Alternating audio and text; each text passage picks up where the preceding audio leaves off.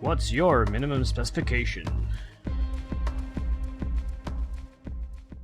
One of the issues with venture capital startup AI companies is the lack of a sufficient roadmap and the funding for that roadmap. How does Tenstorrent look from that front, from say an investor perspective right now?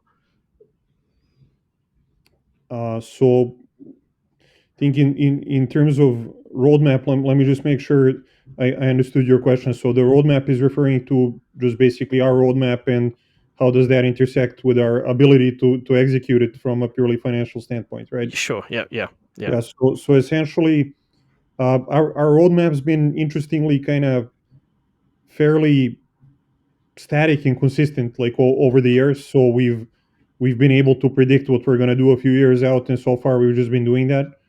Luckily enough, we've also been able to acquire the funds that were needed to sustain it. So every time you could say that it's been roughly split up into these epochs, right? We talked about the basement thing and the office in the bad part of town, and those kind of coincided with amounts of funding. After that, we moved into an actual proper looking office. There was another epoch with another set of funding. That's when we did our first chip, the test chip. So pretty much every chip coincided with a round of funding, and in the first couple of years that coincided with a move as well. We recently completed a fairly large round of funding, which we haven't quite uh, publicized just yet. So in fact, I think this is the first public conversation we're having about it.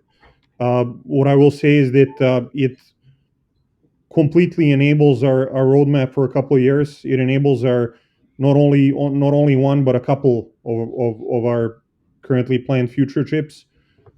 So essentially, we're in a place where we should be able to deliver everything we're planning to deliver, and by that point, we're hoping that it's going to be self-sustaining, so that we Yeah, and we don't need to I'll give you help a out. number. We did a test chip and two production chips for $40 million, Wow. right? And we have a great software team.